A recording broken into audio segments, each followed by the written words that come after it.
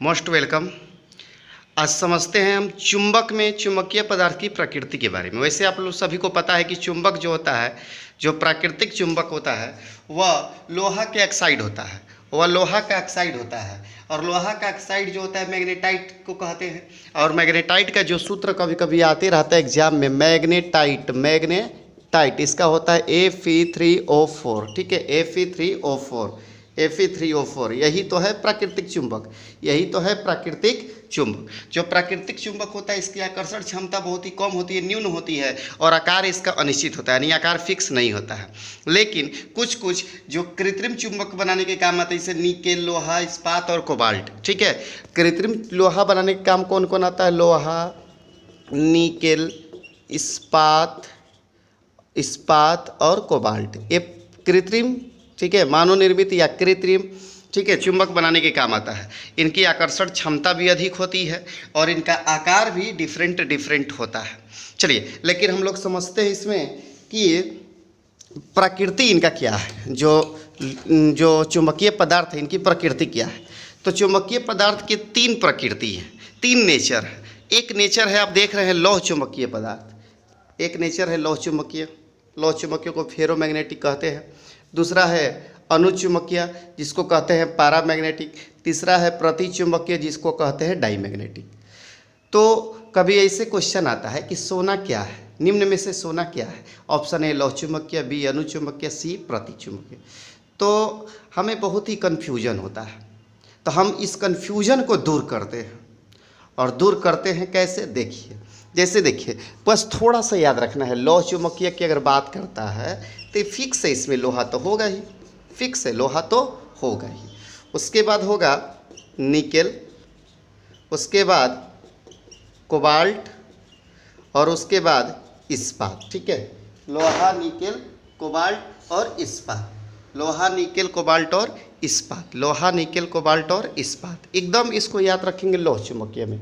ठीक है, लौह है तो लोहा तो होगा ही, कोबाल्ट होगा ही होगा। ठीक है, और इस्पात को कैसे हम भूल सकते हैं? ठीक है, या स्टेनलेस स्टील भी कह देता है तो इसी में जाएगा, लौह चुंबकीय में जाएगा। लेकिन आते अनुचुंबकीय में। अनुचुंबकीय में कौन कौन पदार्थ आते हैं? तो देखिए, अणु का मतलब क्या होता है? पीछे। अणु का मतलब पीछे। चलते हैं, समझेंगे इसको, पहले लिख लेते हैं। तो इसमें एक बात आपको याद रखना पड़ेगा, ऑक्सीजन। एकदम इसको याद रखिए, ऑक्सीजन जो है अनुचुंबकीय है। ऑक्सीजन क्या है? अनुचुंबकीय है।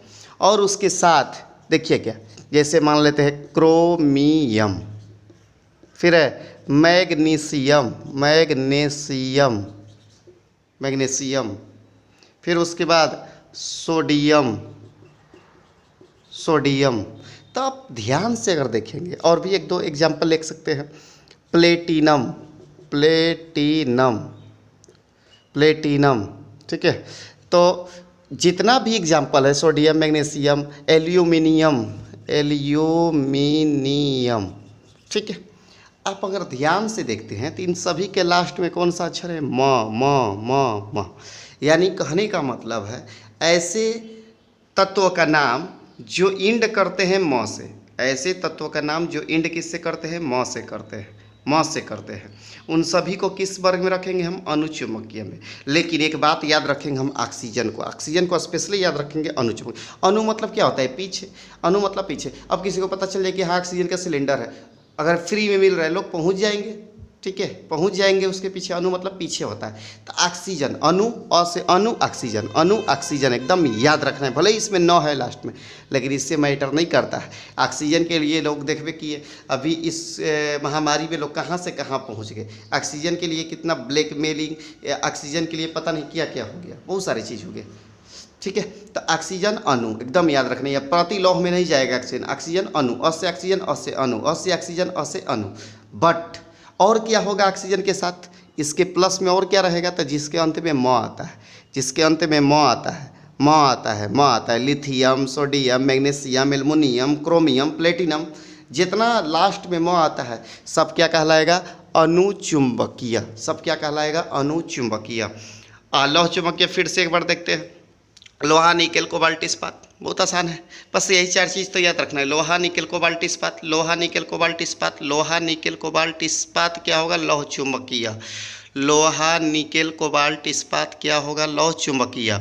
और अणुचुंबकीय में अगर चलते हैं तो ऑक्सीजन, एकदम अ से अणु, अ से ऑक्सीजन, ऑक्सीजन के पीछे पीछे चलना है, यानी अणु, ऑक्सीजन को फॉलो करना है। देखिए आप देखते हैं सोशल साइट पर फॉलोवर्स होता है, फॉलोवर्स मतलब जो अनुसरण करता है आपका, ठीक है। तो ये ऑक्सीजन का हम सभी अनुसरण करते हैं, ऑक्सीजन के पीछे एकदम चलते हैं। ऑक्सीजन से ही जीवन है, तो ऑक्सीजन अणु हो जाएगा। और जितना भी तत्वों के लास्ट में क्या आएगा, म आएगा, जितना भी तत्वों के लास्ट में म आएगा सब क्या हो जाएगा, अणुचुंबकीय आ जाएगा, ठीक है। अब एक जो बच गया, तो इसके लिए हम कह सकते हैं कि जितना बच गया शेष, शेष यानी जिसको हम अपने भाषा में कहते हैं बचल खुचल, ठीक है, अपने लोकल लैंग्वेज में कहते हैं बचल खुचल, यानी जितना बच गया। जैसे मान लीजिए आप पूछिएगा क्या बच गया, तो भाई ब्रोमीन भी हो सकता है, अब यहूँ में न है, इससे मतलब नहीं है, यह प्रतिचुंबकीय।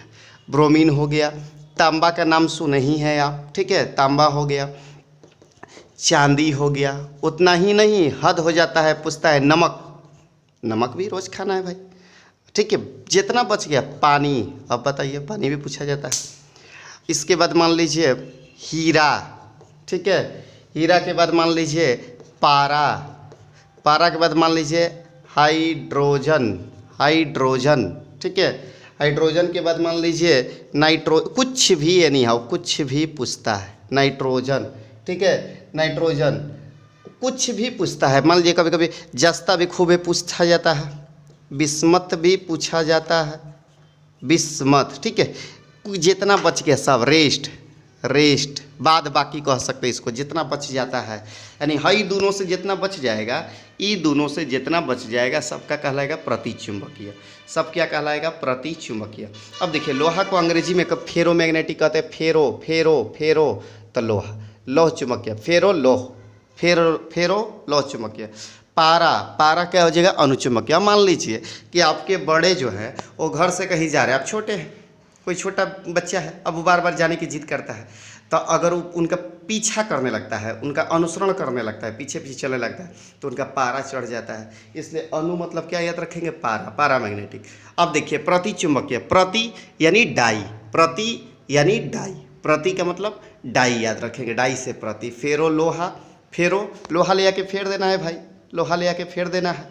अब पारा अणु, अगर कोई के अणु करिएगा, अणु मतलब पीछे चलिएगा, तो अगर पारा गर्म हो जाएगा, खिसिया जाएगा, खिसियाना नहीं है।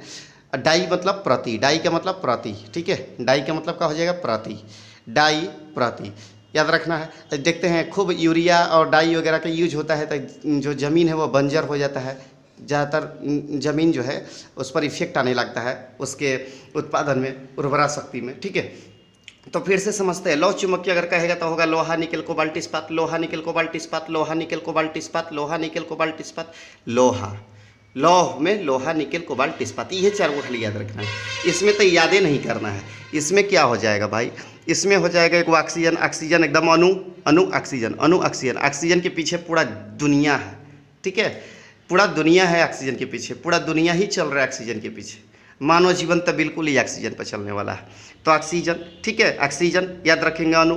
अब बाकी जितना भी तत्व आएगा उसके लास्ट में अगर म आता है, जैसे क्रोमियम म, मैग्नीशियम म, सोडियम म, प्लेटिनम म, एल्युमिनियम म आता है, तो वह अणुचुंबकीय कहलाएगा।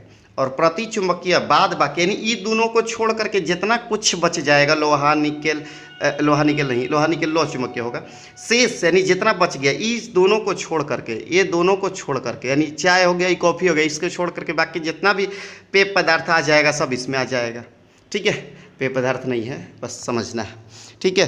तो जैसे ब्रोमीन, तांबा, चांदी, नमक, पानी, हीरा, पारा, हाइड्रोजन, नाइट्रोजन, जस्ता, बिस्मत, ठीक है, क्लोरीन, कुछ भी यानी हाउ कहता है तो क्या हो जाएगा, प्रतिचुंबकीय। देखिए जो लौह चुंबकीय पदार्थ होते हैं, जो लौह चुंबकीय पदार्थ होते हैं, वे जो होते हैं चुंबकीय क्षेत्र की दिशा में प्रबल रूप से चुंबकित होते हैं। प्रबल मतलब लोहा से फट से खींचा जाएगा, आकर्षित हो जाएगा, ठीक है, प्रबल रूप से चुंबकित होते हैं, उनको लौह चुंबकीय कहते हैं, फेरोमैग्नेटिक कहते हैं।